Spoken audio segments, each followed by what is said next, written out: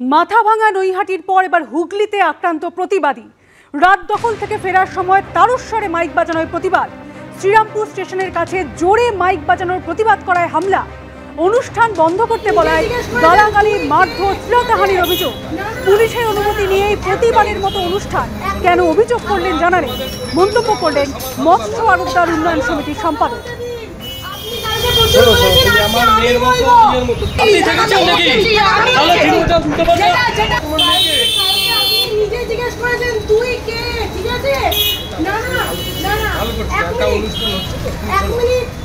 কালকে রাত্রিবেলা আমি বৈদ্যবাটির মিছিলটা থেকে আসি, গণেশ পুজো হচ্ছিল।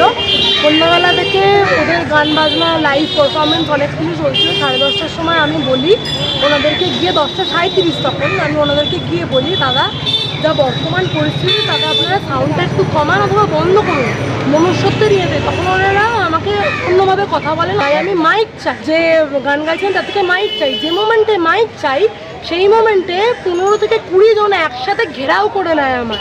তার মধ্যে মেন মাথা ছিলেন, সবার আগে এগিয়ে আসেন ইন্দ্রজিৎ চক্রবর্তী নামের একটি লোক। তিনি অকথ্য ভাষায় গালাগালি করেন আমার। ওনারা প্রত্যেকে মদ্য। ওনারা আরও 15-20 জন লোক গায়ের ওপর উঠে এসে আমার সাথে অকথ্য ভাষায় গালিগালাজ করে কথা বলেন। থ্রেড কালচারের অভিযোগে গত বুধবার পড়ুয়াদের বিক্ষোভ আন্দোলনের জেরে তুলকালাম বেঁধেছিল উত্তরবঙ্গ মেডিকেল কলেজে। চাপে পড়ে 5 দিনের মাথায় গতকাল পদক্ষেপ করল কলেজ কর্তৃপক্ষ। ছুটিতে পাঠানো হলো পদত্যাগী ডিন, অ্যাসিস্ট্যান্ট ডিন ও এক আরএমওকে। সাসপেন্ড করা হয়েছে শাহিন সরকার সহ 3 হাউস স্টাফকে। বাতিল করে দেওয়া হলো এক ইন্টার্নের রেজিস্ট্রেশন।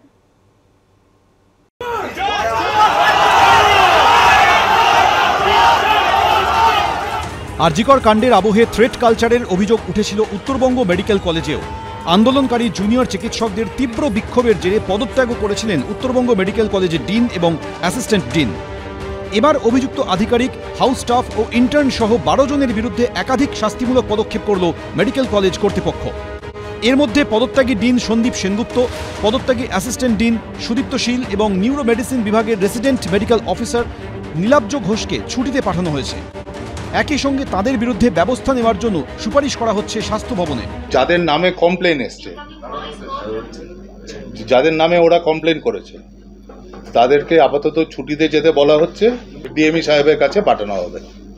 মানে পাঠিয়ে দিয়েছি অলরেডি। 1 রাউন্ড ওদের কাগজটা আমরা পাঠিয়ে দেওয়া হয়েছে, আর 1 রাউন্ড এবার কলেজ কাউন্সিলের প্রসিডিং সমেত পাঠানো।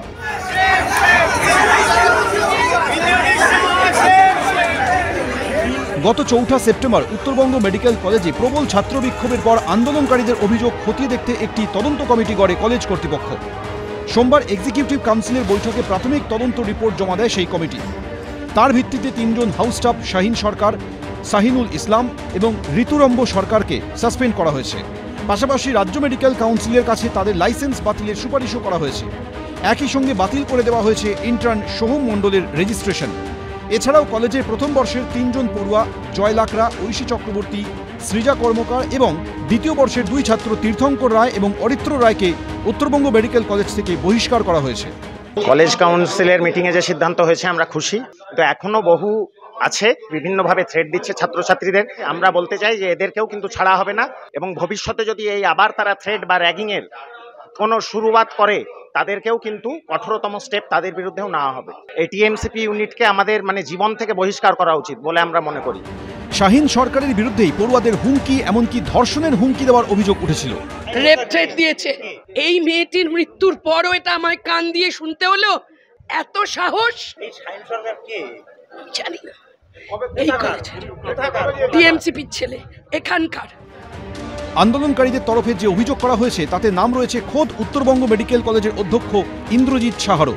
তাৎপর্যপূর্ণ বিষয় হল, খোদ অধ্যক্ষই জানিয়েছেন তার বিরুদ্ধে ওঠা অভিযোগের নথি ও তদন্ত কমিটির রিপোর্ট স্বাস্থ্য শিক্ষা অধিকর্তার কাছে পাঠিয়ে দেওয়া হয়েছে। সনদ ঝা ও বাচ্চু দাস, এবিপি আনন্দ।